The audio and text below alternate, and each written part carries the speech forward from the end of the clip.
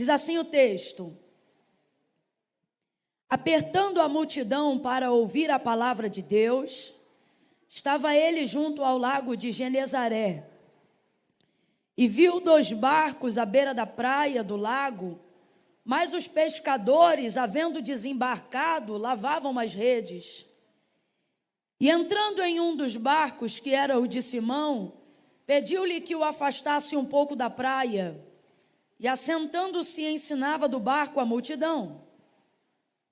Quando ele acabou de falar, disse a Simão: faze-te ao mar alto e lançai as vossas redes para pescar.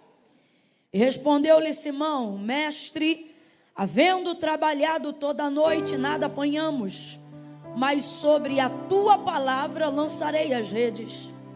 E fazendo assim, eles escolheram uma grande quantidade de peixes, de modo que se lhes rompia a rede. E fizeram sinal aos companheiros que estavam no outro barco, para que fossem ajudá-los. E eles foram e encheram ambos os barcos, de maneira tal que quase iam a pique. Diga amém por essa palavra. Se assente glorificando a Deus aí nessa noite. Oh, você que pode, né? Quem não pode, fica de pé dando glória. Que é para esquentar o sangue e a coluna não doer, o esporão ser curado. Eu profetizo que quem está de pé hoje vai receber primeiro. Aleluia. Porque não é fácil, eles estão pagando um preço maior, né? Glória a Deus. Eu vou contar de 1 a 3 e quando eu disser 3, você vai virar em direção à pessoa que está ao seu lado e já vai começar a liberar para ela uma das palavras que Deus colocou ao meu coração, uma palavra que vai determinar o rumo profético daquilo que Deus confiou para a nossa vida nessa noite como verdade profética. Vou pedir para você segurar o fundo hoje só um pouquinho, só no início. Daqui a pouco você sabe, né? A gente vem junto. Mas é porque no momento eu preciso me alinhar aqui. Você sabe, eu não posso chamar Jesus de Genésio. Eu não posso botar Moisés na cova, nem dizer que Daniel abriu o mar. Mas não vai embora não, tu fica sentado aí que daqui a pouco a gente volta junto. No 3, você vai liberar uma palavra e vai dizer para esta pessoa desse jeito: não é por necessidade. Calma que eu não contei até 3 ainda. Vai, eu que estou cansado e tu que está confusa. No 3, quando eu disser 3, você vai virar para ele ou para ela e vai dizer: não é por necessidade. Que houve? É 1, é 2, é 3, libera a palavra. Para o outro vizinho, de novo, vai. Não é por necessidade que Deus opera. Não é por necessidade que Deus faz milagre. Não é por necessidade que Deus muda a história. Não é por necessidade que Deus vira a página da vida de alguém. Não é por necessidade que Deus faz milagre. Não é por necessidade que coisas extraordinárias ou sobrenaturais acontecem. Está na hora da gente entender, como igreja de Deus constituída aqui na terra, como servos de Deus, como cristãos, que o que move o braço de Deus ao nosso favor não é necessidade, gente. À medida que você cria um pensamento doutrinário, ideológico na sua mente, de que o que move a ação de Deus em nosso favor é necessidade, você coloca Deus numa posição humana e não divina. Você coloca Deus na circunstância de alguém que é impelido por obrigatoriedade a abençoar alguém por necessidade. Você coloca Deus numa posição que dentro em pouco tempo, o Deus que hoje você diz amar e o Deus que hoje você diz adorar, em pouco tempo você vai achá-lo injusto. Porque você vai ver Deus abençoando pessoas que na sua perspectiva não precisariam ser abençoadas. Já tem família, já tem casa, já tem carro, não tem doença, não tem enfermidade, tem filhos, tem empresa, tem estabilidade social. Para que Deus abençoa ele tanto? E vai começar a ver outras pessoas lutando contra o câncer, com filhos afastados da casa de Deus. E por mais espiritual que você pense que seja, em pouco tempo, se você continuar colocando Deus na posição de alguém que só abençoa baseado na necessidade do ser humano, o Deus que hoje você diz adorar nesse culto de domingo, daqui a pouco tempo, se esse pensamento continuar dentro da tua cabeça, você vai achar ele um injusto. Por que aquela irmã que ora está passando prova? Por que aquele irmão que é íntegro está passando dificuldade na saúde? Por que aquele policial que não é corrupto não troca de carro? Por que Deus não abençoa ele? Mas por quê? Porque ao longo dos anos, dentro da nossa cultura, e o que é a força da nossa cultura, gente? É aquilo que é colocado na nossa cabeça de maneira muito sutil e muito paulatina, devagar, a conta-gota. Aquilo que é colocado na sua mente devagar, paulatinamente e a conta-gota, tende a formar em você um pensamento muito mais forte do que você sentar numa cadeira de sala de aula para aprender alguma coisa. É por isso que a força da cultura é mais forte do que a força do conhecimento. A força da cultura, ela é mais forte do que aquilo que é aprendido num quadro negro, porque ela entra intrinsecamente dentro de nós e acaba se tornando parte de quem nós somos. Então a gente começa a pensar que, na verdade, todos os nossos pensamentos fazem parte de uma expressão de liberdade onde eu penso o que eu quiser, porque na verdade você não se lembra que foi levado a viver uma vida onde você foi educado a pensar do jeito que você pensa hoje e acha que pensa espontaneamente. Quem desenvolve isso é a cultura. E eu não estou dizendo que é errado, é normal. Todo mundo aqui será influenciado pela sua cultura social, familiar, pela cultura brasileira, por exemplo. No nosso caso aqui, trazer a manifestação da graça, falar sobre o cristianismo, falar sobre a abundância nos nossos dias hoje, sem confundir a cabeça das pessoas com teologia da prosperidade e doutrina triunfalista e etc., se torna um desafio. Por quê? Porque as pessoas normalmente acreditam em dois extremos. Ou elas acham que tem que prosperar e arrebentar a boca do balão toda hora para provarem que tem sucesso no cristianismo, ou elas acham que é o outro lado, o que o catolicismo chamava de franciscano, que é você acreditar que não tem que ter nada para poder a sua santidade ser legítima. Quando, na verdade, Jesus não é nem tanto nem tão pouco, é o homem do meio, do equilíbrio. Então preste atenção no que eu vou dizer. Doutrinariamente falando, a gente foi levado a pensar de um jeito que a gente pensa que é próprio, mas que na verdade foi educado pela força da nossa cultura. E agora eu estou falando a nível Brasil. Completa para mim, por favor. Eu estou falando a nível Brasil.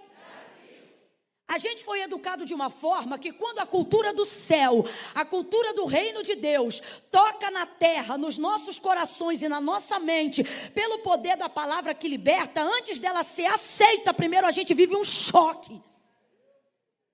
Um choque de realidade. É igual quando você visita um outro país, que come uma comida que você não come, que fala de um jeito que você não fala, que se veste de uma forma que você não se veste. Quem aqui já fez missões dentro de aldeia, sente o choque que é você conseguir numa linguagem, ou tupi-guarani, ou num dialeto que você não conhece, tentar pregar o evangelho para alguém que tem uma cultura totalmente distante da sua realidade.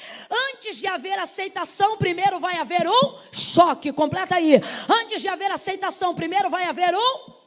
Olha para quem está do seu lado e diga assim: o evangelho está fraco. Diga: o evangelho, antes de ser aceito, primeiro ele te impacta. Olha para quem está do teu lado e diga para essa pessoa: você precisa ser chocado com a palavra de Deus. Chocado. Você precisa viver um choque de realidade entre o físico e o espiritual. Você não pode tentar tornar isso homogêneo. Você sabe por que tem gente que está neutro?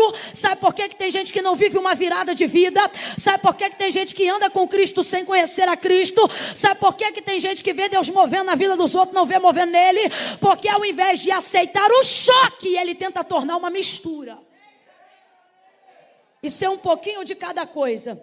Quando então começamos a compreender o Evangelho de Cristo, dentro da nossa cultura de vida, de família, cultura social, financeira, presta atenção, não perca isso aqui não.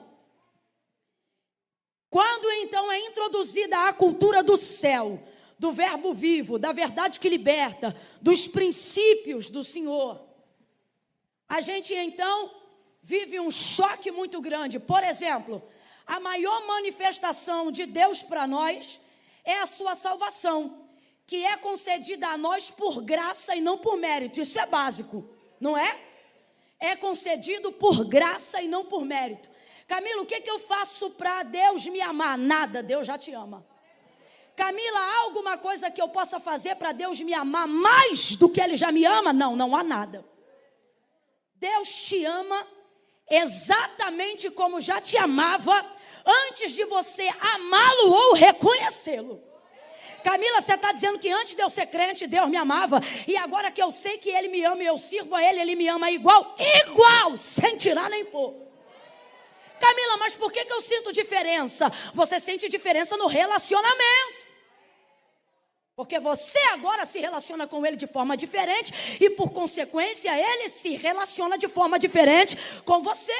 Então, por isso que você sente diferente. Mas o amor de Deus é inalterável por você e pela humanidade. Não há nada que você faça de certo para Deus te amar mais do que te ama agora. E não há nada que você faça de errado que faça Deus te amar menos do que Ele te ama agora, exatamente como você está. Chamamos isso então de quê? De graça. Vamos lá, qual é o nome disso? Graça, é por graça que Ele manifestou a sua salvação a cada um de nós. Quando Jesus fala sobre a obra da salvação, e Ele ensina no sentido de fazer o homem compreender o que é a obra da salvação, falando isso aos seus discípulos, Pedro, ao ver a expressão de Jesus sobre como será feita a obra da salvação, vai ter uma palavra em sua boca. Ele vai dizer assim a Jesus: mas Senhor, então é impossível ao homem salvar-se a si mesmo. Jesus não diz que não é. Jesus vira para Pedro e diz: exatamente, é impossível. Por isso que eu vou salvar vocês. Vocês não se salvam, sou eu que vos salvo. Vou te perguntar então aí agora: quem te salvou? Quem te salvou? Bora, meu filho, quem te salvou? Jesus. Camila, e o que eu fiz para merecer isso? Grita para o teu irmão e diga: nada. Nada. Você só merecia o inferno. Só merecia o inferno. Se a graça de Deus sair de você como um pêndulo de ferro, como um pedaço de ferro que é afundado na água, assim a sua alma descerá ao inferno. Será impossível reverter esse quadro, porque não temos absolutamente nada que nos torne merecedores da salvação que Jesus conquistou por nós. Por isso Ele diz: para vocês é impossível fazer isso, por isso quem vai fazer isso sou eu. Então vou perguntar pela terceira vez: quem nos salvou? Quem nos salvou? A Ele a honra, a Ele a glória, a Ele a força, a Ele o domínio, a Ele o poder, a Ele toda a nossa gratidão. Então vamos lá. Isso é graça. O texto diz: não vem de vós, é dom de Deus, porque é graça. Agora vamos então simplificar a graça da melhor maneira possível. O que é graça? De acordo com a palavra, favor e merecido. Então, por mais que eu não tenha nada que me dê mérito para ser salva, pela graça tenho direito. Olha como é que a coisa já muda. Direito à salvação. A graça me concedeu direito à salvação. Salvo. Aleluia. Aleluia. Salvo. Camila, se eu já estou salvo, aí vem de novo dois polos distantes, um lá e outro cá. Se eu já estou salvo, não preciso fazer nada, porque não foi nada que eu fiz que me salvou, foi o que Ele fez. Porém, A única maneira de reconhecer quem foi alcançado pela graça é percebendo nesta pessoa a manifestação do desejo de agradecer. Como, Camila? Falando, segundo a Bíblia, não, servindo. Então a gente não serve a Deus para ser merecedor do que já recebeu, porque ainda que você dedicasse para Deus todo o seu tempo, de acordo com a carta de Tiago, no final do dia você deveria se considerar um servo inútil, porque todo trabalho, nem todo sangue, nem toda vida, nem todos os seus anos, nem todos os seus minutos, nem todos os seus segundos, teriam o poder de pagar ou de justificar aquilo que Ele fez por você. Quem está entendendo isso, diga amém. Uma vez que não há nada que eu faço para justificar isso, eu não o sirvo para me justificar, eu o sirvo para agradecer. Eu o sirvo para manifestar o tamanho da minha gratidão em ter sido salva por Ele. Até aqui, quem está entendendo, diga glória. Aleluia! Então não tem esse papo de graça superabundante. A graça não precisa de um hiperlativo para ser boa. A graça é a graça e do jeito que ela é suficiente. Ok? Mas por que eu tento trazer um hiperlativo em cima do que é suficiente? Para tentar justificar o que eu não quero fazer sobre a justificativa da graça. Camila, eu não entendi, vai entender agora. É essa cambada que não quer mudar de vida, porque não dá para chamar de povo. Porque povo se rende, povo é submisso, povo é ovelha, povo tem pastor, povo é orientado. Então não dá para chamar de povo. É essa cambada que não quer se submeter, que não quer renunciar, que não quer demonstrar gratidão por intermédio de serviço como linguagem do seu amor, que já premedita os pecados que não vai renunciar sobre a justificativa de que eles já foram pagos. Isso não é amor, isso não é gratidão. Segundo Paulo, isso é gente que, se tivesse Jesus em carne diante deles, repetiriam o processo do Calvário todo dia. O que Paulo está dizendo é que quem age assim crucifica a Cristo todo dia e no final do dia pisa no sangue dele. Não sou eu que estou dizendo, o apóstolo Paulo disse isso, só estou reproduzindo. Esse é um polo. E qual é o outro polo? Os santarrões. Qual é o outro polo? Os que acham que, se santificarem demais, poderão pagar a santidade, ou melhor, a graça que receberam, sem saberem que, na verdade, no final de tudo, vão queimar no mesmo fogo do inferno que qualquer pecador que não tenha reconhecido a Cristo. Por quê?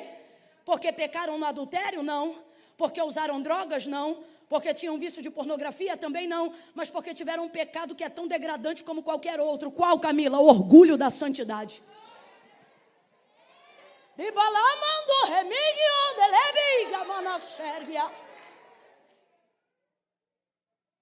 E hoje Deus nos traz aqui nessa reunião de domingo. Renda graças ao Senhor por estar aqui. Renda graças ao Senhor por estar aqui. Oh, glória! Para dizer para nós, nem tanto nem tão pouco, eu quero que você seja um discípulo equilibrado.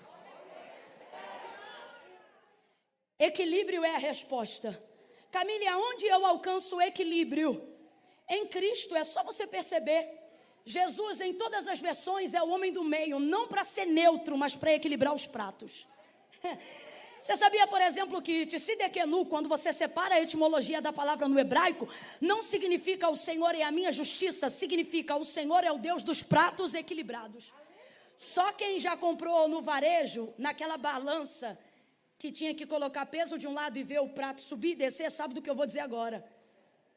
Quando o texto diz dos pratos equilibrados, está dizendo que a justiça de Deus não é como a nossa é como trapo de imundície, que é qual, Camila? Para você ver justiça ser feita, na visão humana, é sempre assim. Para alguém se dar bem, o outro tem que se dar mal. Para você sentir que justiça foi feita, alguém tem que ser preso. Essa é a justiça dos homens. E qual é a justiça de Deus? A equidade. Por isso, na etimologia da palavra em hebraico, o que chamamos de o Senhor é a nossa justiça, na verdade significa o Deus que equilibra os pratos.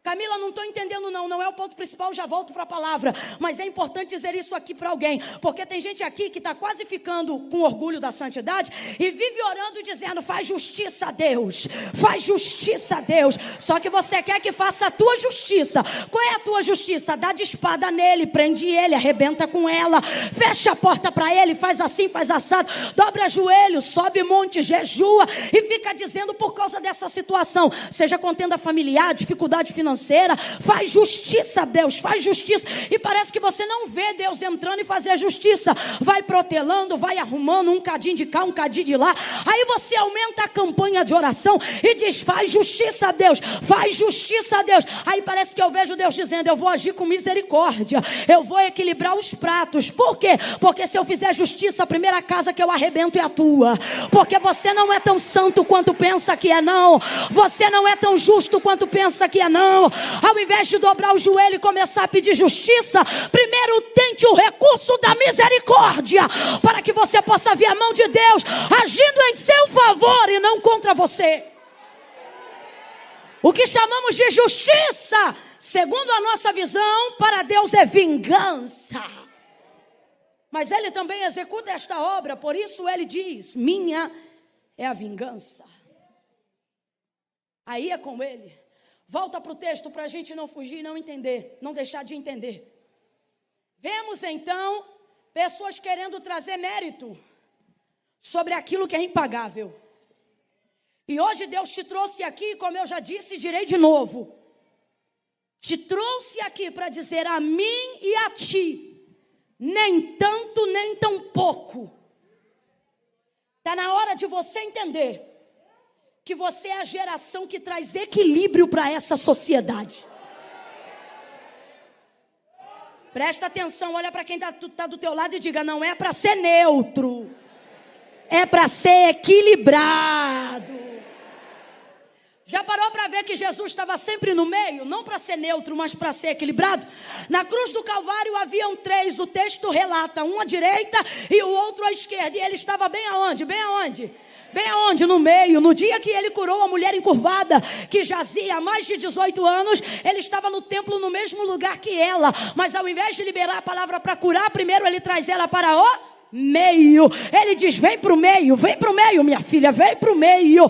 Quando ela vem, ele a cura. Você vê a manifestação do Filho do Homem no Antigo Testamento, e quando Sadraque, Mesaque e Abednego estão prestes a ser queimados dentro da fornalha ardente de Nabucodonosor, o texto diz que um dos soldados vai à porta, olha ao longe, e ele diz, nós não colocamos 3 lá dentro? Sim, mas eu vejo 4, e o 4 caminha no meio deles. João vai relatar que em Apocalipse ele viu os 7 castiçais de ouro, haviam 7, número de plenitude, mas o texto diz que na visão do Cristo glorificado, ele não estava parado nem na direita e nem na esquerda, mas ele passava entre os 7 castiçais de ouro. O Senhor está dizendo, equilíbrio. É profético, é uma forma de ver. Eu não estou sentenciando, não. Eu separo o que é doutrinário e o que é profético. Mas pare para pensar. Olhe para cá.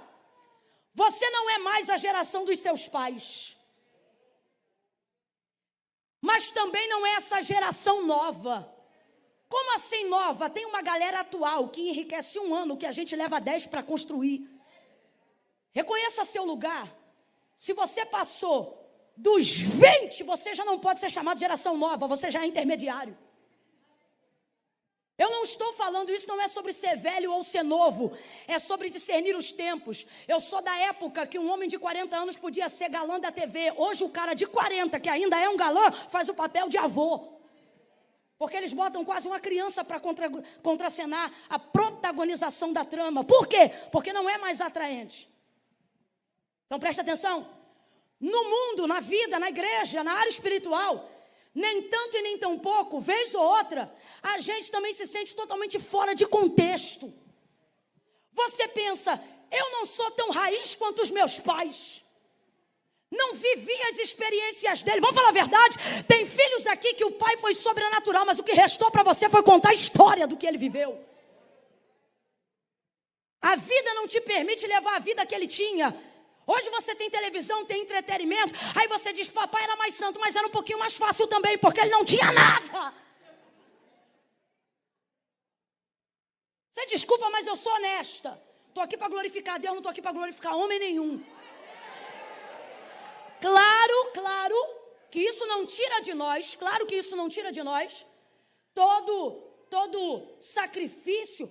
Irmãos, nós não somos apesar deles, nós somos por causa deles.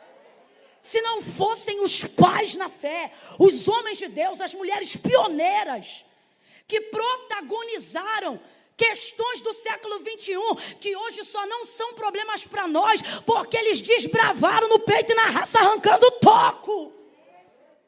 Fazendo o nome de Jesus conhecido, sem Orkut, sem Facebook, sem Instagram, fazendo culto no meio do mato e atraindo multidão debaixo do poder de Deus. Então eu quero que você entenda, eu não estou aqui para falar mal, eu só estou aqui para você entender qual é o seu lugar. Também não somos como essa geração que se apresenta agora. Com todo respeito, eu sei reconhecer o meu lugar, sei o que sou, sei o que posso, sei também o que não sou e o que não posso. Não sou como eles. Há 10 anos atrás, eles olhavam para mim e diziam, você é incrível. Hoje eles dizem, minha mãe te mandou um beijo. Eu sei qual é o meu lugar. E quem está ouvindo essa palavra está no mesmo lugar que eu, independente da idade, e eu vou te dizer por quê. Porque você não se sente como eles. E também não se sente como seus pais. Eu vou dizer por quê. Porque você não avança como os que estão à sua frente, não pode voltar aos que ficaram atrás. Aí você diz, que lugar então é o meu?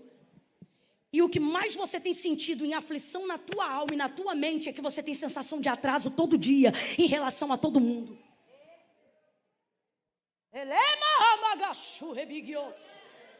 Você não está em depressão porque não tem dinheiro. Você não está em depressão porque ainda não tem namorado. Essas questões podem te incomodar, mas não são as questões fundamentais. O que perturba a tua mente é olhar no Instagram, ver que as pessoas têm uma vida resolvida e você ainda não sabe qual é o seu lugar.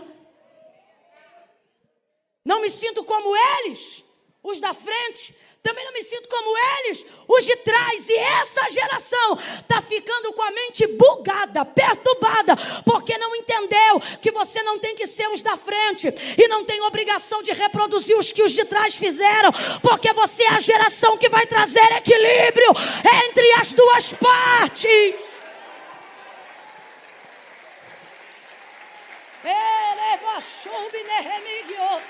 Se essas palmas são de esperança, aumente elas, porque nessa noite Deus te trouxe aqui para te dizer, eu vou te botar no teu lugar, no lugar que funciona, no lugar que você cumpre o teu propósito, no lugar que você entende porque foi chamado, no lugar que você não tem que se embolar com a frustração todo dia. Olha para quem está do teu lado e diga, você tem um lugar. Alivia o compressor do retorno para mim, por favor. Diga de novo, você tem um lugar. Grita para ele ou para ela e diga, você tem um lugar. Fala rasgado assim para ela. E não é lá, e nem ali. É aqui. Deus não te prendeu no futuro, nem te segurou no passado. Você é a geração que vai revolucionar o presente. Você vai trazer um novo tempo.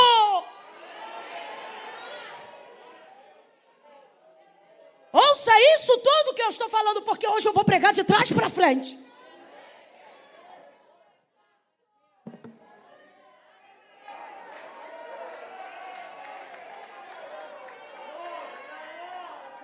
Obrigada.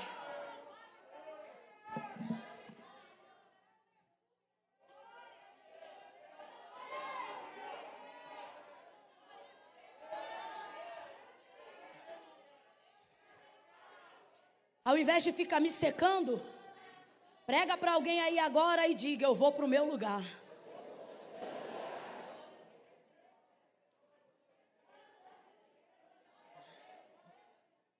Sabe qual é o problema de quem está no meio? Achar que só deve ocupar os lugares altos. Só que realização não tem a ver com o quanto que você tem a ver com o quanto que você é. Deus não vai te dar nada para você bater no peito e dizer eu tenho. Aquilo que vem da mão de Deus para você não é para você ter, é para te tornar. Quem está entendendo o que Deus está falando aqui? Deus vai te provar que não é dinheiro que realiza o homem. Jim Carrey, atravessando recentemente um quadro de depressão, falou um negócio fenomenal. E ele não é crente não, mas ele falou um negócio fenomenal.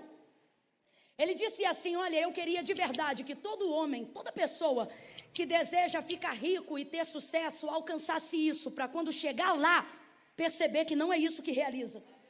Ele falou isso porque de fato ele tinha a junção das duas coisas: fama, prestígio, status, sucesso e muito dinheiro. Só que ele atravessou um quadro de depressão terrível. Está na hora de você entender que não é quanto você tem que torna quem você quer ser. Se isso fosse uma verdade, rico não se matava. Abre a tua mente. Não é o quanto você tem, é o quanto o que você tem diz sobre quem você é ou quer ser. De que adianta ter tudo e não saber quem se é? Camille, isso acontece e acontece, irmão. Porque eu conheço gente com bicicleta que é realizado porque sabe onde quer chegar. E conheço gente que tem carro com tanque cheio, mas fica na garagem porque não sabe para onde vai. Conheço gente que mora de aluguel. Eu não estou dizendo que eu quero isso para a sua vida, não. Eu estou enganjada na visão da igreja. Saúde, paz e prosperidade. Eu vou te provar isso hoje, ainda antes do culto acabar. Eu não, a palavra de Deus. Só que você tem que entender que você não depende de tudo que acha que tem que ter para ser quem você quer ser. Não é isso que vai fazer você ser. Eu conheço gente que mora em casa alugada e quando chega em casa pode bater no peito e dizer, eu tenho uma família. Conheço gente que mora em triplex, dono de cobertura, e tem que dormir sozinho porque só tem casa, não sabe o que é um lar.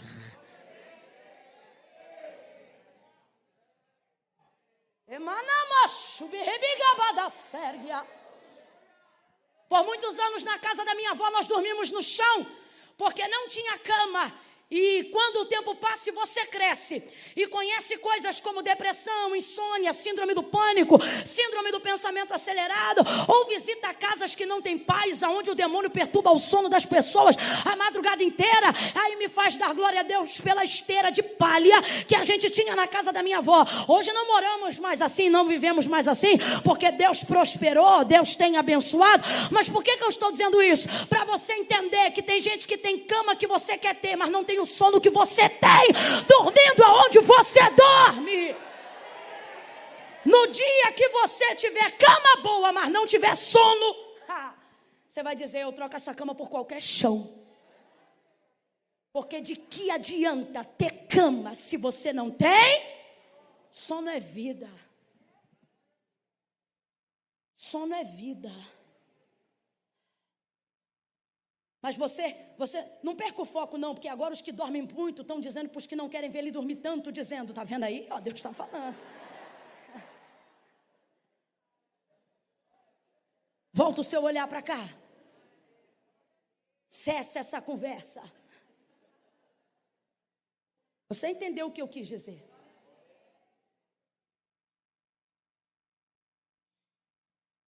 Então preste atenção. Quando nos vemos no meio, temos dificuldade de saber qual lugar ocupamos. E por quê? Porque está faltando em nós manifestação da palavra que já temos. Não podemos terceirizar aquilo que o Senhor falou conosco. Agora vamos aqui entender a força da cultura. Porque eu vou falar aqui sobre esse milagre. Qual é a epígrafe do texto, para quem tem o título desse texto aí? Vai estar escrito, a pesca, isso aí. A pesca maravilhosa. Por quê? Porque não é a pesca por necessidade. Essa pesca não tem nada a ver com fome. Essa pesca tem a ver com o chamado de Pedro. Tem nada a ver com fome isso aqui. O ministério de Jesus pode provocar algumas coisas aonde ele passa por consequência dele ser quem ele é. Mas nem tudo que ele faz significa que ele foi lá para fazer o que fez. A maior prova disso é para purificar as pessoas que andam com ele. Lembra do Sermão da Montanha? Nesse dia não multiplicou nenhum peixe, não curou ninguém. Nesse dia não fez nada. E a multidão ficou? Não, o texto diz que ela foi embora. E só os 12 ficaram. E Jesus, ao invés de impressionar para que eles se mantivessem, não, olha para eles e pergunta, e vocês não querem ir embora também não? Porque ele não quer alguém que ande com ele pelo efeito, ele quer alguém que ande com ele pela causa. A maioria das pessoas que não conseguem viver uma realidade, um encontro com Deus verdadeiro, no ministério, no evangelho, no cristianismo, são pessoas que ao longo da sua jornada só querem se envolver com o efeito, esquecendo que Jesus é a causa. Só para você entender, isso aqui que aconteceu foi um milagre extraordinário. Tanto que o texto vai dizer, a pesca maravilhosa. Completa esse adjetivo aí, por favor. A pesca foi? Vem com vontade, enche a boca. A pesca foi? Maravilhoso. E o que é maravilhoso? Maravilhoso é melhor que bom. Quando uma coisa é boa, muito boa, a gente diz é ótima. Quando o ótimo já não expressa, então a gente diz, mano, não foi bom, não foi ótimo não, foi? É o nome que o próprio Deus coloca na boca de Isaías para ser identificado por ele. Ele diz, ou não conhece o meu nome, visto que eu sou bom? Não. Visto que eu sou ótimo? Não. Visto que eu sou maravilhoso. Eu sobejo, eu recalco, eu transbordo. Eu não trabalho na medida, eu não trabalho na régua, eu não trabalho na conta. Agora vamos voltar para a cultura. Mas por que o nosso relacionamento com Deus está limitado na realização de milagres? Porque de acordo com a nossa cultura, você ama a Deus, mas você só serve Ele à medida que as suas necessidades se apresentam.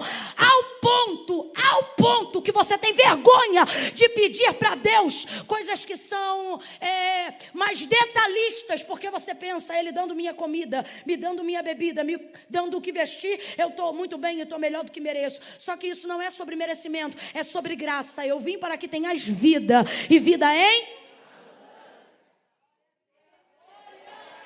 Só que as pessoas estão com vergonha de viver a abundância. Tem tanta coisa acontecendo no mundo que quando você se vê na condição de poder, por princípio da palavra, viver uma vida abundante, de vez viver, você se constrange. Sabe por quê? Porque no reino de Deus Ele manifesta a graça, Ele manifesta a vida transbordante, Ele manifesta a vida recalcada, sacudida, Ele manifesta um relacionamento não de servo e senhor, Ele manifesta o relacionamento de pai e filho. A forma como Deus quer se relacionar com você não é como a forma de alguém que te serve, é como alguém que te ama eternamente, é como alguém que não faz por você só o que você precisa, mas está disposto a fazer por você tudo o que for importante para você. Então, se é importante para você, é importante para Deus. Só que você tem vergonha. E você pensa que isso é bonito porque você acha que é cristão, mas não é. Alguém, por força da cultura que a gente viveu, vindo de um país escravista, escravocrata, mas também escravista, você chega na cultura do reino e conhece um Deus que dá. O texto não diz que Ele negocia, o texto diz assim sobre o caráter de Deus. Deus dá. A gente não cresceu com isso não, a gente cresceu ouvindo na casa do bom homem, quem não trabalha. A gente cresceu ouvindo isso. De repente você entra na cultura do reino de um Deus que diz que dá. Você começa a pensar, e o que eu tenho que fazer para receber? Então você começa a se santificar. Não porque você quer se aproximar de Deus, mas porque você quer obrigar Deus a se aproximar de você. Tem diferença. Para quê? Para tentar se justificar. Para tentar se achar um pouco mais merecedor de receber um pouco mais. E quando os apontamentos de quem não concorda com o que você recebeu por causa do relacionamento que você tem com Deus começarem a vir na sua direção e dizer, olha a vida dela, olha a vida dele, você consiga continuar sendo abençoado apesar de ser criticado. Por quê? Porque na sua mente você pensa, eu estou pagando preço. Desculpa, com todo respeito, olha para quem está do teu lado e diga, está tudo errado.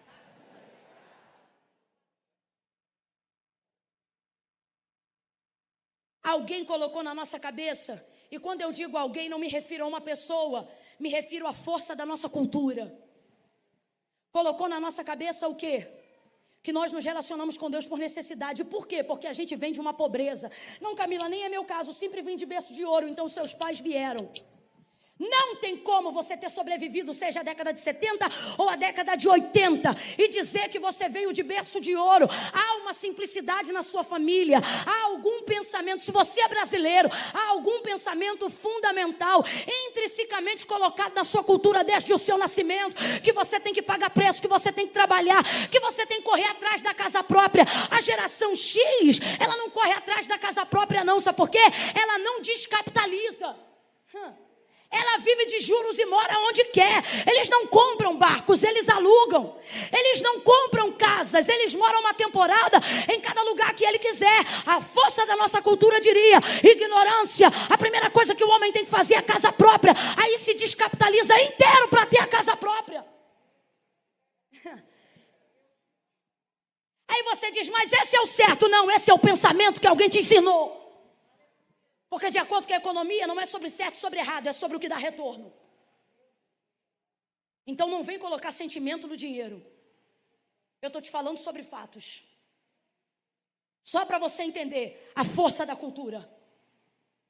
A gente cresceu. Eu me lembro de trabalhar com a minha avó na casa da patroa dela. E quando ela voltar a entrar no único cômodo que a gente tinha, o banheiro ficava quase que do lado de fora, só tinha um banheiro e um cômodo. Esse cômodo era tudo pra gente. Ali era a sala, ali era a cozinha, ali era o quarto, só dependia da hora. Na hora do almoço era a cozinha. Na hora da televisão era a sala. E na hora que a gente botava os colchonetes no chão, era o quarto. Tudo no mesmo lugar. E eu me lembro que na casa da patroa da minha avó tinha tudo. Quando a gente chegava em casa, o portão era de tramela, a porta, o cadeado da porta era uma corrente que furava a parede, atravessava na madeira da porta e fechava. Você lembra disso? E era assim que a gente abria a porta. Rapaz, eu me lembro da minha avó entrando naquele barraquinho, abrindo o cadeado e dizendo: graças a Deus. Aí minha avó dizia assim: porque é pequeno, é feio, mas é meu. Porque nada te dá mais prazer do que poder abraçar aquilo que é. Não é sobre ser melhor, é sobre saber o que você pertence. Ou melhor, o que pertence a você. Você quer ver uma coisa? Presta atenção. As mães e pais aqui, sejam humildes, por favor, para responderem o que eu vou perguntar agora. Existem filhos mais inteligentes que os seus, sim ou não? Eu pedi para você ser humilde. Você está então dizendo aqui para mim, diante do altar, que não tem gente com QI mais elevado que o teu filho. Não me irrita, não. Isso não é sobre sentimento, é sobre fato. Vamos fingir que não aconteceu, eu vou perguntar de novo.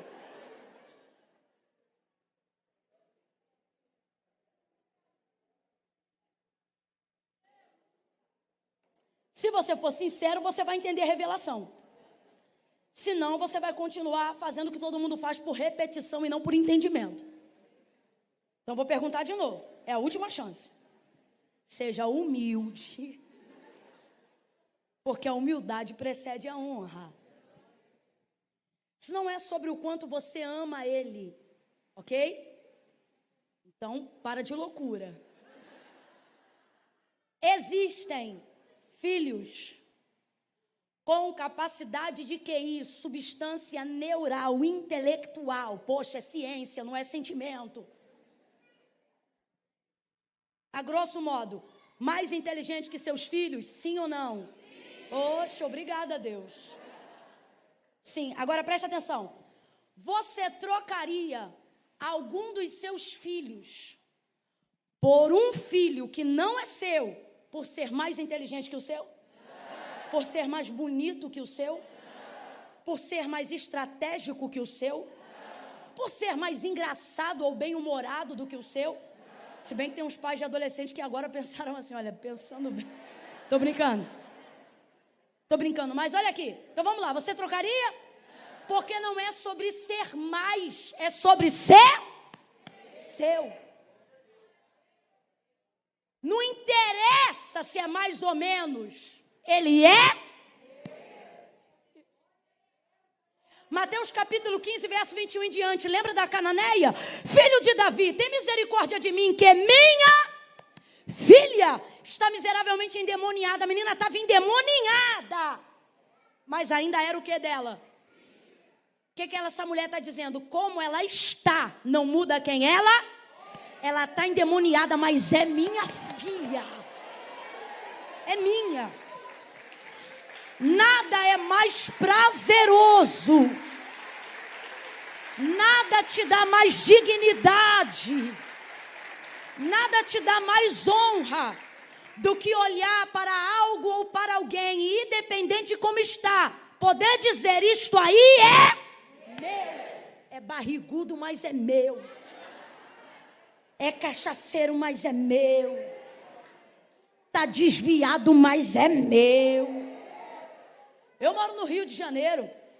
Não é difícil, num momento de confronto na comunidade, você vê uma mãe entrando na frente de um fuzil. O filho dela está todo errado, mas é dela. É dela. Porque nada te dá mais sensação de pertencimento do que poder chamar uma coisa ou uma pessoa de sua. Isso é tão forte que quando você apresenta alguém que seja seu pai, sua mãe, sua irmã, seus filhos, você não apresenta nunca um filho. Por exemplo, a senhora tem filhos? Diga o nome de um. Nicole. A senhora, quando apresenta a Nicole, a senhora diz assim: olha, está aqui a Nicole. Tenta lembrar, é assim que a senhora apresenta? Não. A senhora apresenta dizendo assim: está aqui, quem é? É minha filha. É minha filha. Você que é casado, coisa mais rara do mundo, é quase que não existe. É uma esposa apresentar um esposo, no meu caso, o nome do meu é Eduardo.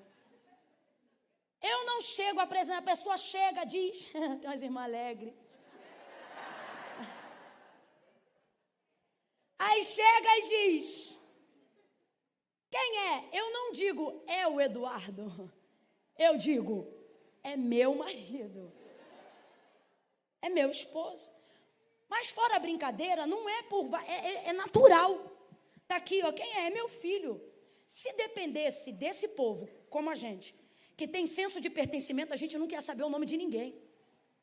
Quem é fulano? É filho do ciclano. Quem é ciclano? Filho do fulano. A gente conversa assim em casa. Quando você lança o nome de alguém que você conhece, mas não é apresentado por você, mas é apresentado pelo pertencimento de alguém, olha como é que a conversa fica. Menina, tu não sabe o que aconteceu. O quê? Filhinho da Dete saiu de casa. Quem é Dete? Ué, marido da Cristina. Ué, mas quem é esposo da Cleide, da farmácia do seu Pedro? Você vai nas áreas de pertencimento para identificar a pessoa. Então eu me lembro, para a gente não perder aqui a ideia, eu me lembro da minha avó entrando naquele barraco que não tinha nada, a casa da patroa era muito melhor. Dava um ódio. Na casa da patroa eu limpava banheiro, mas brincava na banheira. Na casa da patroa eu limpava a varanda, mas brincava na piscina. Na casa da patroa eu limpava o quarto das crianças e brincava com os brinquedos da criança. Eu nunca tinha visto uma Barbie original. Eu ficava, quando chegava em casa, rapaz, a gente era tão pobre que a nossa vassoura era de mato. Tu lembra? Nosso negócio de tapar o tanque era espiga de milho.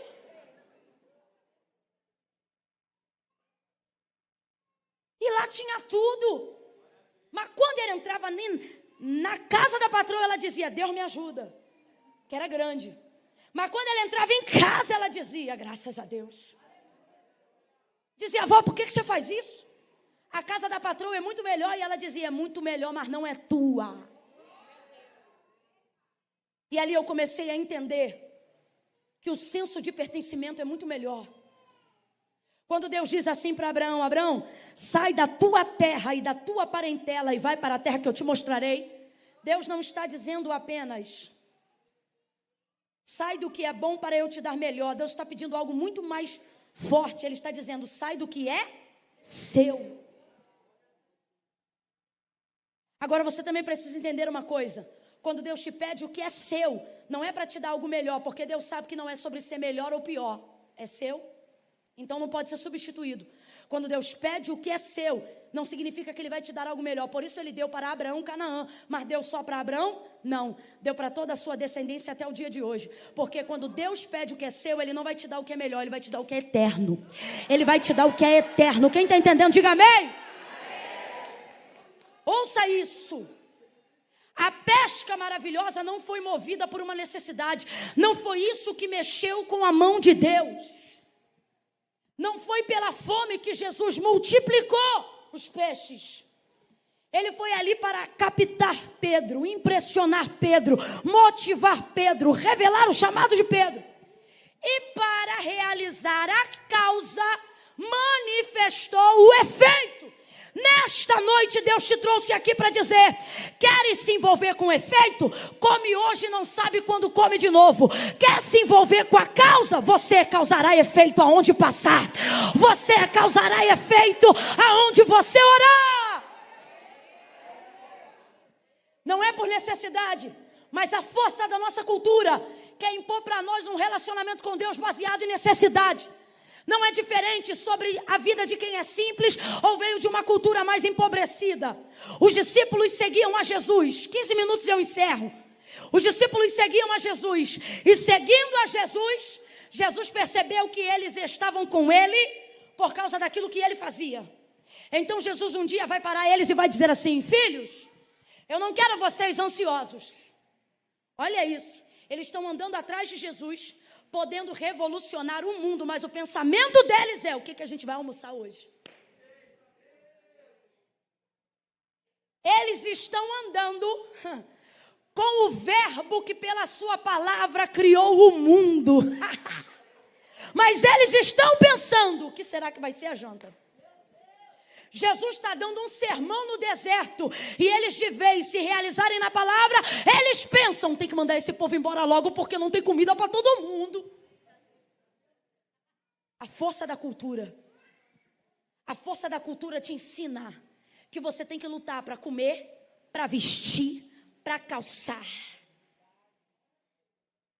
A gente trabalha tanto para ganhar tão pouco. Quando a gente entra na cultura do céu, Deus vem para sobejar, mas a gente não sabe. E a fim de não sucumbir debaixo da bênção, Deus tem que dar a conta-gota.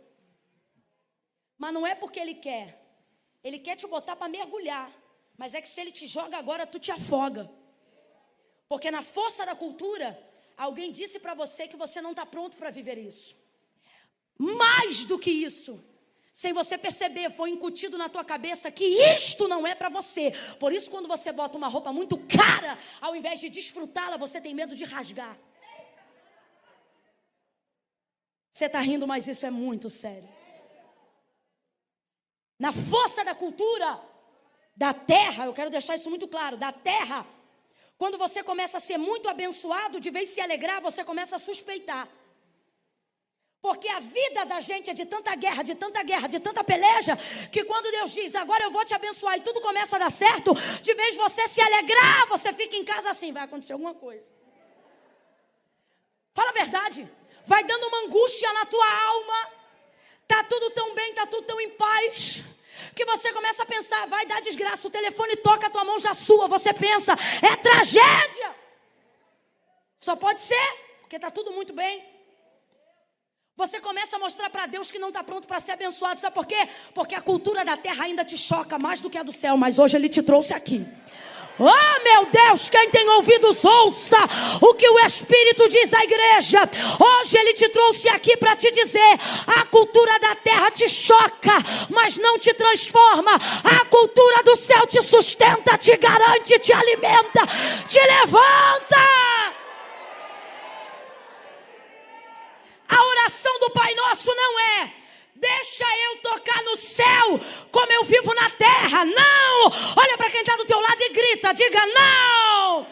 Ai, Camila, eu não gosto de gritar. Então outro dia você não grita. Hoje você vai gritar, porque o pregador é pentecostal até o tutano. Olha para quem está do teu lado aí agora e diga não! A oração do Pai Nosso não é: seja feito no céu como é na terra. Como é que é a oração do Pai Nosso, minha gente? A tua vontade, como ela é feita Deus está dizendo, sabe por que está tendo dificuldade de você se relacionar comigo? Seja como igreja, seja como ministro, seja como ovelha ou seja como pastor. Porque você, de vez de receber a cultura do céu na terra, fica o dia inteiro tentando empurrar a cultura da terra no teu relacionamento com Deus. Sua vida é isso o dia inteiro. Vem que eu já fiquei louca, senta aí. Vai ficar doida comigo. Para de enfiar, colocar, espremer, apertar, impelir a terra no céu. Quanto mais você faz isso, mais você sofre. Deus está dizendo, não é isso, não é isso, não é isso. É para você pegar essa cultura que tem impactado a tua alma e transformar ela para o teu físico. É para você pegar essa cultura que está do céu e trazer ela para a terra, traz para a terra, traz para a tua mesa, traz para os teus relacionamentos, traz para a tua vida espiritual. Pai nosso que está no céu, santificado seja o teu nome. Venha a nós, venha a nós, venha a nós, venha a nós, venha a nós, venha a nós. Pega o céu aí com a mão, vai, venha a nós, venha a nós. Pega aí, leva o céu para o número da tua casa, leva o céu para o nome do bairro onde você mora, leva o céu para o sobrenome da tua família. Abre aí a tua boca, pronuncia o sobrenome da tua família, pronuncia o nome da rua onde você mora e diga, venha a nós o teu reino seja feita. Não é a vontade da Ibovespa, não é a vontade do dólar, não é a vontade do Bolsa Família, não é a vontade do Itaú, do Bradesco, não é a vontade de ideologia, não é a vontade da imprensa, da mídia. Venha o teu reino e seja feita a tua vontade. Assim como é, porque no céu não será, no céu é agora. Assim na terra como é no céu. Você fica tentando levar a terra para o céu de tudo que é jeito. E Deus está dizendo, se você trouxesse o céu para a terra. Você entenderia que o que eu tenho para você é mais do que o teu sangue determinou. Que o que eu tenho para você é mais do que os teus pais desejaram ao teu respeito. Que o que eu tenho para você é mais do que a sua expectativa de PIB no final do ano. O que eu tenho para você vai muito além do prognóstico governamental. O que eu tenho para você vai muito além de qualquer margem econômica, de qualquer estatística humana. A cultura do céu. Jesus então olha para os seus discípulos e ele diz assim: eu não quero vocês andando ansiosos com o que vão comer, com o que vão beber. Olha o que ele diz, preste muita atenção. O vosso, ele não diz o vosso Senhor, ele diz o vosso Pai. Mas para a gente é difícil um pai que paga as contas. Tem gente aqui que não tem nem o nome do desgramado na certidão, porque ele fez o filho e foi embora. Há outros que sabem o nome, o endereço, tem o fator RH dele, o mesmo sangue, mas acha que a paternidade tem a ver com R$250 por mês. E eu não estou falando sobre não ter dinheiro, eu estou falando sobre não manter presença. Sem medo de errar, sem medo de errar. Estatisticamente falando, 70% das pessoas que estão aqui não têm um relacionamento saudável com o pai. E não é por causa do filho, é porque o pai era um largado, porque o pai dele fez isso com ele também. Aí a gente vem para uma cultura onde a gente conhece um pai que está disposto a pagar a conta de homem barbado. Porque Deus não precisa que você seja bebê para amá-lo. Se ele precisasse de conexão na infância, tinha feito Adão criança, mas já o fez homem grande. Porque Deus não precisa de tempo para aprofundar contigo o relacionamento de responsabilidade. Ele não disse o vosso Senhor, ele disse o vosso Pai que está no céu. Mais uma vez, a cultura da terra choca com a do céu, porque lá a gente conhece um pai totalmente responsável. E aqui, as referências que temos nem sempre são muito boas. Eu sei que tem gente aqui que é exceção, mas infelizmente a maioria é a regra. Vosso Pai que está no céu, olha o que ele disse. Sabe. Vosso Pai que está no céu. Vem, meu povo, vosso Pai que está no céu, de tudo que vocês precisam, ele sabe. Se eu fosse simplificar isso aqui, sabe o que Jesus está dizendo?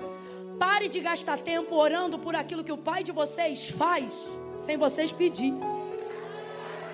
Não, pode não gostar do que eu estou dizendo, porque vai ver a meritocracia já está tanto na tua cabeça, que você acha que é heresia. Mas a interpretação do texto é basicamente essa. Você sabe por quê? E eu te provo. Quem aqui tem filho de 12 anos para baixo, levanta a mão. Maravilha, baixa a mão. Quem é responsável por ele? Você por ele ou ele por você? Você por ele. Quando a conta aqui, qual é o nome da fornecedora de energia? Tira a máscara para eu ler o lábio. Enel. Quando chega a conta que a Enel manda, você pega ela no correio e bota na mão do teu filho? Porque você se responsabiliza por ele, sim ou não? Sim ou não? Deus está dizendo: será que você nunca parou para pensar que eu já cuidava de você antes de você saber quem eu era? Ou você acha que só está vivo aqui porque tinha pai na terra? Porque tem gente aqui que cresceu sem pai e sem mãe, mas está aqui na presença de Deus chamando ele de pai. Sabe por quê? Sabe por quê? Porque tem gente que vai acordar amanhã respirando e não vai agradecer a Deus pelo fôlego de vida, e depois de amanhã ele vai continuar dando, vai continuar dando. Sabe por quê? Porque Deus é pai, e para quem é filho dele, ele faz por essas pessoas coisas que essas pessoas em tese nem precisariam pedir. Olha o que ele disse: eu não quero vocês ansiosos pelo que vão comer, beber ou vestir, porque o vosso Pai que está no céu de todas essas coisas sabe que vocês precisam. A gente gasta tempo de oração pedindo por necessidade, quando podia estar desenvolvendo relacionamento. Deus está dizendo: você gasta tempo me pedindo para filho, tá? Isso aqui é para filho. Camila, mas todo mundo é filho? Não, todo mundo é criatura. Filho é quem reconhece Cristo como filho de Deus. Para filho, quem está me ouvindo, repita após mim. Para filho, Deus está dizendo: tem coisas que você não precisa me pedir, eu vou fazer só porque eu sei que eu sou o seu. Então quando você for orar, entra no teu quarto e vamos desenvolver relacionamento. Coloca diante de mim o que você deseja. Vamos falar dos teus sonhos, vamos falar dos teus projetos, vamos falar daquilo que uma diária não paga. Você quer falar com Deus de coisa grande, usando recurso pequeno? Ah, Deus, eu tenho que capinar o quintal, me ajuda. Quer capinar o quintal, meu filho? Pega a enxada e capina. Ah, Deus, eu quero fazer mais um cômodo na minha casa. Quer fazer mais um cômodo na tua casa? Dobra o plantão, aumenta a diária. Ah, mas ninguém quer pagar o que eu quero, então paga o que os outros querem pagar. Compra o cimento e vai fazendo a obra. Deus está dizendo: para de pedir para mim, coisa que você pode fazer. Vamos conversar de coisa que só o papai pode te dar. Vamos conversar aqui, ó, sobre teus sonhos, meus filhos. Meu filho, fala para mim, o que você sonha? Porque eu não aguento mais. Estou parafraseando Deus aqui. Você botando na mesa de oração só boleto, só fatura de cartão. Camila, mas Deus cuida, Ele cuida. Só que Deus está dizendo: de um tempo para cá nosso relacionamento é só esse. Você me dá tuas contas e eu pago tuas contas. Você me dá tuas contas e eu pago tuas contas. Você me dá tuas necessidades e eu supro as tuas necessidades. Mas e se eu te falar, filho, que se você soubesse quem o seu pai é, você pediria para ele mais do que feijão? Ah, mas eu já sou tão grata pelo feijão. Eu também sou, mas eu não quero me relacionar com Deus baseado na cultura da terra. Eu quero viver com Deus a cultura do céu, porque Ele mora lá. E Ele diz que é para lá que eu vou. Então é melhor eu começar a me ambientar enquanto eu estou aqui na terra. Porque eu não quero que o céu seja um lugar estranho para mim. Eu quero me preparar para chegar lá. E a única forma de fazer isso é trazendo o céu para terra. Vosso Pai sabe dessas coisas. Você quer ver? É tão forte a força da cultura, que o texto de Paulo à igreja de Filipe, ou aos filipenses, ele vai falar sobre suprimento. E ele quer abundar os filhos em riquezas e honra. Aí ele escreve uma carta muito conhecida de nós, porque é o texto áureo que a gente usa para ofertas. Aí ele diz assim: porque o meu Deus, quem conhece esse texto? Segundo as suas riquezas, suprirá todas as nossas necessidades em glória por Cristo Jesus, seu Filho. Em outras versões, nosso Senhor e Salvador em comum. Eu vou repetir para você não achar que eu estou colocando nem tirando. Porque o meu Deus, presta atenção, segundo as suas, quem lembra? Segundo as suas, suprirá todas as nossas necessidades em glória por Cristo Jesus, seu Filho, ou por Cristo Jesus, nosso Salvador. Captou o versículo? É assim que está escrito, sim ou não? Está aí, ó. Nesta versão aí, ó, Almeida Corrigida Fiel. O meu Deus, porém, segundo as suas riquezas, suprirá todas as vossas necessidades em por Cristo Jesus. Então vamos lá. Ele vai suprir as necessidades segundo o quê? Por favor. Ele vai suprir as minhas necessidades segundo o quê? As riquezas de quem? As riquezas de quem? E Ele fará isso em cima das minhas necessidades com peso de? Então presta atenção. Riqueza está antes, glória está. Quem está no meio? Quem está no meio? Ele está dizendo: eu vou suprir suas necessidades não de acordo com as suas necessidades. Olha o texto. Eu vou suprir suas necessidades de acordo com o que? Está escrito. Segundo as riquezas de quem? Agora eu te pergunto, tem você mais necessidade do que Deus tem riqueza? Não, ouve. A gente, por força da cultura, tem tanta necessidade de se relacionar com Deus só baseado em necessidade, que o versículo está na nossa cara. Mas a gente lê e prega assim: Deus vai suprir suas necessidades. E se eu te disser que não é o que está escrito? Porque quando eu leio esse versículo e digo Deus vai suprir suas necessidades, eu só estou anunciando a parte B. E este versículo tem a B e C. Olha isso, é teologia na veia. O meu Deus, segundo as suas riquezas, então Ele não vai suprir minhas necessidades de acordo com as minhas necessidades. Ele vai suprir minhas necessidades de acordo com as riquezas. Mas quando eu leio, eu só penso: Deus vai suprir minhas necessidades. Só que o versículo não é para dizer que Deus vai suprir necessidade. O versículo é para dizer que o que você tem de necessidade não se compara ao que Deus tem. Então Ele não vai pagar a conta. Ele vai pagar a conta, vai vender azeite, vai viver do resto. Você está entendendo?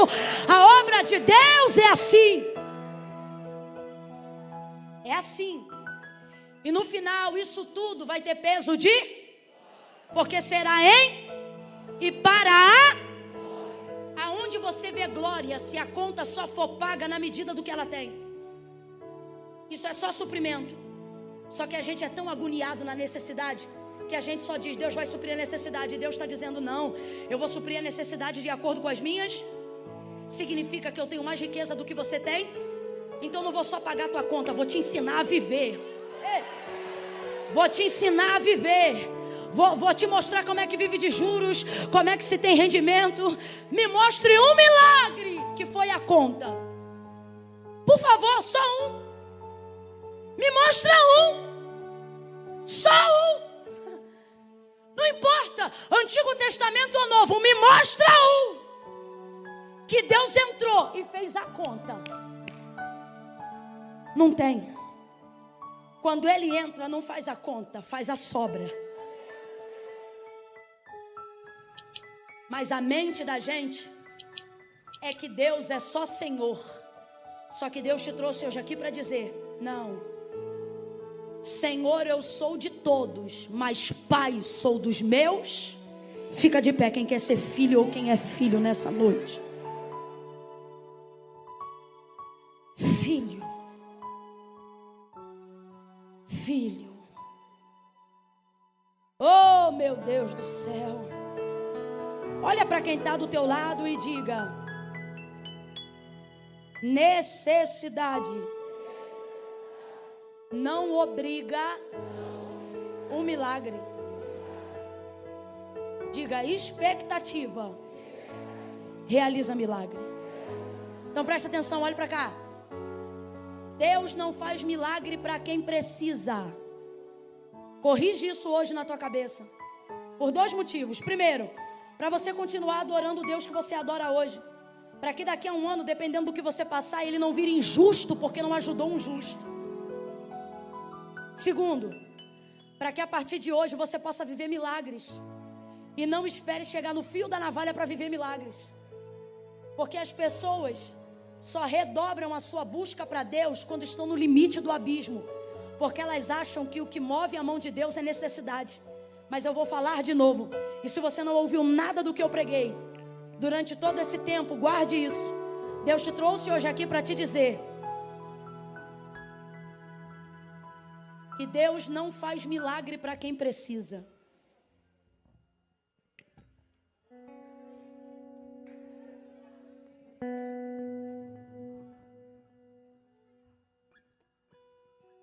Não, Camila, não. Está errado. Camila, mas Deus ajuda quem precisa? Ajuda. Camila, mas eu já vi Deus fazer milagre na vida de quem precisa. Ele faz. O problema é estabelecer como regra o que é exceção. E estabelecer como exceção o que é regra. A gente bota na cabeça que a regra é a necessidade. Deus só vai ajudar quem tem. Está errado. Deus não ajuda só quem tem necessidade. Olha o que ele diz. Isso aqui é ele na boca de Isaías. Porque desde a antiguidade, com o ouvido não se ouviu, e nem com o olho se viu. Um Deus que o quê, meu povo? Um Deus que... Fala, povo de Deus. Um Deus que... trabalha por todos. Vamos parar de pregar a Bíblia do jeito que a gente sente. Vamos pregar do jeito que está escrito. Vamos parar de interpretar por sentimento e vamos só interpretar pela verdade. Porque desde a antiguidade com o ouvido não se ouviu e nem com o olho se viu um Deus que trabalha. Vou perguntar de novo: por todos? Por aqueles que precisam. Está na Bíblia, gente. Por aqueles que nele esperam. Corrige então aqui, que Deus vai corrigir tudo que está fora do lugar na tua vida. Corrige na tua mente, que Deus corrige na tua casa. Corrige na tua mente, que Deus corrige no teu local de trabalho. Corrige na tua mente, que você vai ver que você não vai precisar estar à beira de um câncer para saber que Deus cura. Na primeira oração de dor de cabeça, você vai começar a ver Deus curando. Mas sabe qual é o nosso problema? A gente pensa que necessidade mexe mais com Deus do que expectativa. Você tem uma dor de cabeça, você não ora, você primeiro toma um comprimido. A dor aumenta, você toma o segundo. No terceiro, você pede indicação. No quarto, você vai no médico. No quinto, perto do exame, aí tu começa uma campanha. Ih, tá ficando esquisito. Deus, tem misericórdia. Por quê? Porque você usa a oração como recurso do necessitado. Porque você acha que Deus só age na hora que a necessidade é extrema. Tá tão errado. É igual o princípio da oferta. Se for para pobre, você dá uma oferta maior. Se você vê que a pessoa tem uma condição melhor, você diz: eu não vou ofertar não, fulano já tem.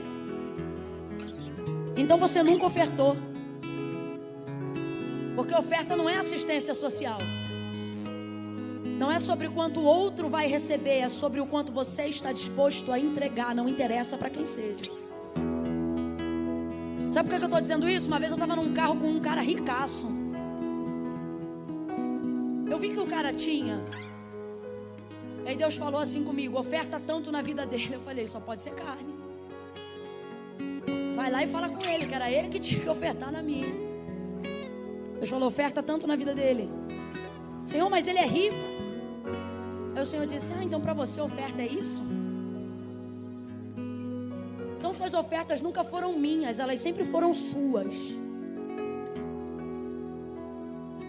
Porque a gente só quer viver na base da necessidade. A gente acha que é só no limite da necessidade que Deus vai se manifestar. E é por isso que o nosso relacionamento com Ele é oscilante. Porque quando a gente está muito mal na terra, a gente traz muito céu para a terra. Mas quando a gente melhora na terra, a gente esquece do céu. Só que e se eu te disser nessa noite que Deus está dizendo: você não precisa ficar mal para descobrir como pode ficar melhor. Estando bom, você pode descobrir como é que faz para ficar ótimo. E estando ótimo, você pode viver de um jeito que pode ficar ainda melhor. Pode ser? Aleluia! Eu vejo o espírito de sabedoria abrindo mentes nesta noite.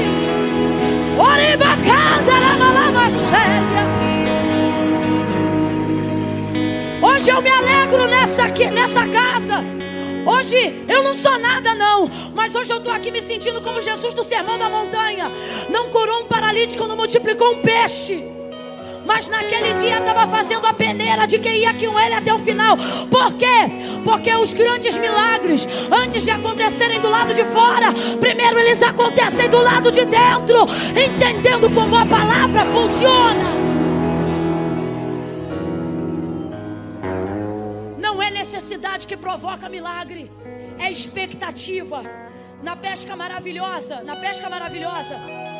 Pedro não ia passar fome se ficasse sem peixe aquele dia. Você acha que na casa de um pescador não tem peixe não, minha filha? O homem pesca todo dia. Você acha que na casa de um mecânico não tem graxa ou uma peça? Mesmo que a mecânica não seja na casa dele. Você acha que na casa de uma costureira não tem um retalho, uma agulha, uma linha? A gente só dá conta de seguir uma Bíblia. E se ler uma inteira, a gente já dá glória a Deus. Mas vai na casa do pastor, se ele tiver 3 é pouco. Por quê? Porque tudo que você se envolve muito traz sobejo na sua conduta. A gente chama isso de ossos do ofício. Então presta atenção. Se Pedro não...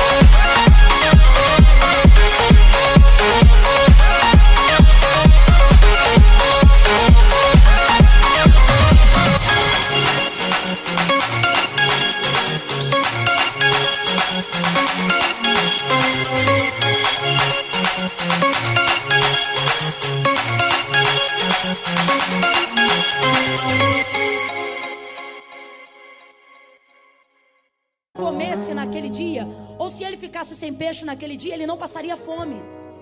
E se aquelas pessoas não tivessem o peixe que Pedro pegou, elas também não passariam fome, porque elas distavam apenas 8 quilômetros de suas casas.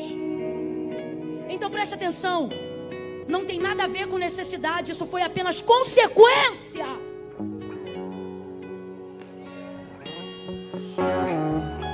Deus está dizendo: quando você entender a obra que eu tenho contigo, aquilo que eu vou fazer vai abençoar tantas pessoas que elas vão achar que você é o alvo do milagre, mas você vai ser apenas a consequência. Aí ouça isso. Pedro pesca, lança a rede a noite inteira, não pesca nada. Quando ele vê Jesus pregando, ele ainda não sabe que é Jesus. Não sabe. Aí Jesus vai em direção a ele depois de ter pregado. Só que ele vê que tem uma multidão em volta dele. Então ele vê que está diante de um rabi, de um senhor, alguém que tem autoridade. Complete para mim, por favor. Alguém que tem, mas ele ainda não sabe que é Jesus. Aí Jesus vai em direção a ele, ele terminando de limpar as redes, e diz assim: volta ao mar alto e lança a rede de novo. Olha o que ele diz: havendo trabalhado toda a noite, nada apanhamos, mas sobre a tua palavra nós vamos lançar a rede. Sabe o que tem aqui? Não é necessidade, é a expectativa que Pedro colocou na palavra que Jesus lançou. Ele viu uma multidão ouvindo um homem. Ele pensa: esse homem tem poder para alguma coisa, tem alguma autoridade. Então, à medida que ele está ouvindo Jesus pregar, irmão, não é Camila, é Jesus. É Jesus. Ele vai ouvindo. Quando Jesus chega e libera para ele a palavra, ele cria expectativa na palavra. Ele volta para o mesmo mar. Ele entra no mesmo barco. Ele usa a mesma rede. Então responda para mim: alguma dessas coisas geram expectativas nele? Porque tudo está aí. A única coisa que está diferente é que agora ele tem uma. É igualzinho você depois que esse culto acabar. Você vai voltar para a mesma casa. Vai voltar para o mesmo local de trabalho. Eu não vim pregar mentirinha para te emocionar, dizer que você vai entrar em casa e teu marido vai estar mudado do dia para a noite, teu filho vai estar mudado do dia para a noite. Se Jesus mandar eu falar, eu falo, mas ele não mandou. Você vai voltar para a mesma mulher, às vezes vai voltar para o mesmo tratamento essa semana, às vezes vai ter que tomar o mesmo remédio hoje antes de dormir. Só que o Senhor está dizendo: o barco é o mesmo, a rede é a mesma, você parece a mesma pessoa, mas agora vai gerar uma nova expectativa, porque você está debaixo de uma palavra correta, uma palavra que aponta um caminho, uma palavra que vai alinhar a tua vida ainda esse ano. Eu acho que você não entendeu, eu vou falar de novo. Esta palavra desta noite, ela não vai mudar a tua noite, ela vai alinhar o teu ano, ainda este ano.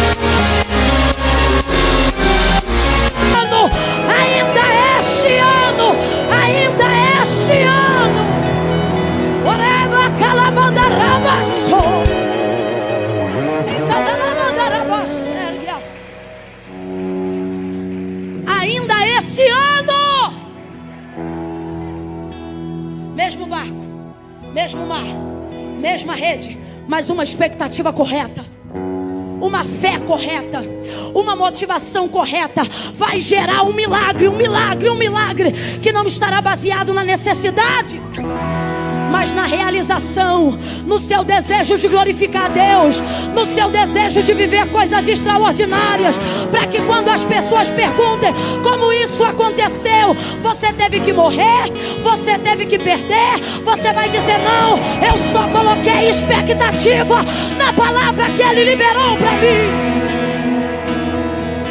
Corrige a expectativa. Pare Pare de se relacionar com Deus por necessidade hoje.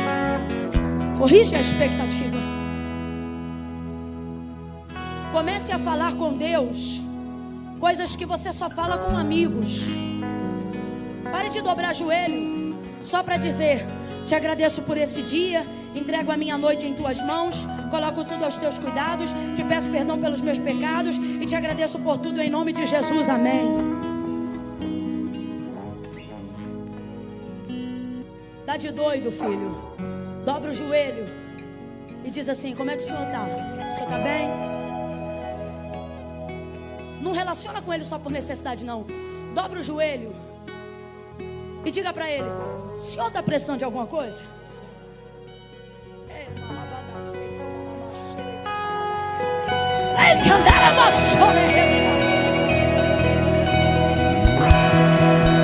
Você tem que começar a dizer assim: Senhor, o senhor deseja fazer alguma coisa? Porque se o senhor desejar, o senhor sabe, né? Tamo aí. Dobre o joelho e diga para ele o que você deseja. Converse com ele como você conversa com pessoas próximas. Diga para ele essa semana o que sentiu no seu coração. Dobre o joelho e diga: Senhor, eu passei por uma casa que tinha uma placa de venda. O senhor sabe que eu não tenho, né? Mas Senhor, eu passei por aquela casa bonita. Senhor, começa a dizer para ele como é que é a casa. Começa a dizer para ele: Senhor, eu vou te contar, a casa é assim, ó. Quando você passar naquela rua de novo, você já não vai passar sozinho. Você já não vai passar sozinho. Você já vai passar, vai sentir um arrepio e ele vai dizer: é essa aí, não é essa aí? Você vai dizer: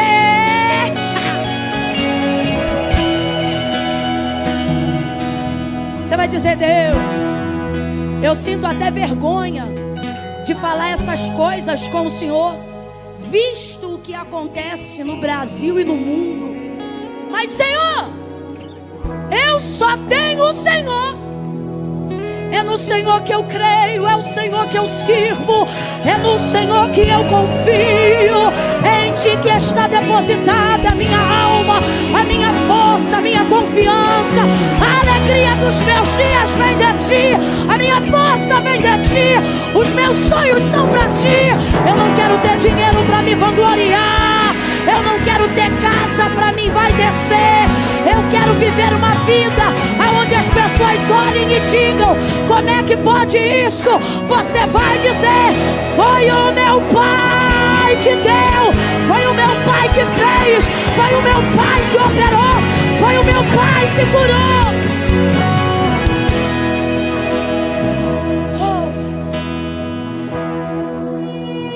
Diga para essa pessoa pela última vez, diga assim: não é por necessidade. Diga para ela: é por paternidade. Diga assim: não é por necessidade. Diga: é por expectativa. Ouça. Tendo dito tudo isto, entenda: Deus não quer agir de acordo com as suas necessidades. Ele quer agir em cima das suas necessidades, de acordo com as riquezas dele. Deus não quer pegar peixe para matar tua fome. Ele quer pegar peixe para impressionar teu ministério, para impressionar as pessoas que estão olhando para você. Deus não é adorado apenas quando na prova você vai dando glória a Deus.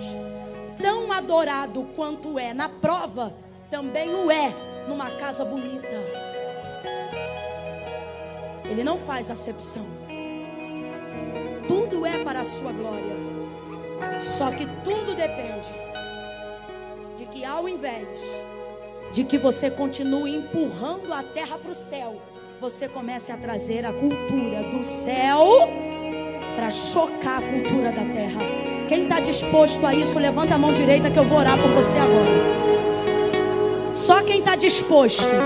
Camila, não me convenceu, não acredito nessa palavra, Não concordo com nenhuma das bases de interpretações textuais que você utilizou. Não levanta a mão, porque isso não é por necessidade, isso é para quem crê. Isso é para quem tem expectativa.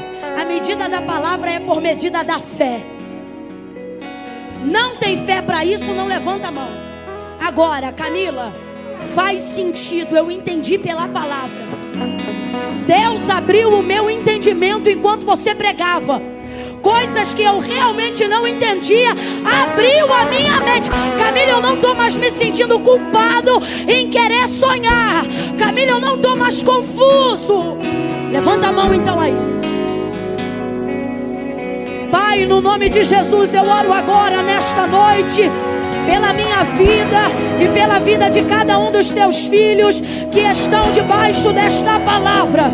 A cultura, seja ela brasileira ou seja ela qual for, a cultura da nacionalidade, a cultura da hereditariedade, a cultura da sociedade não vai mais impedir a cultura do céu em nós. Venha o teu reino, venha o teu reino, venha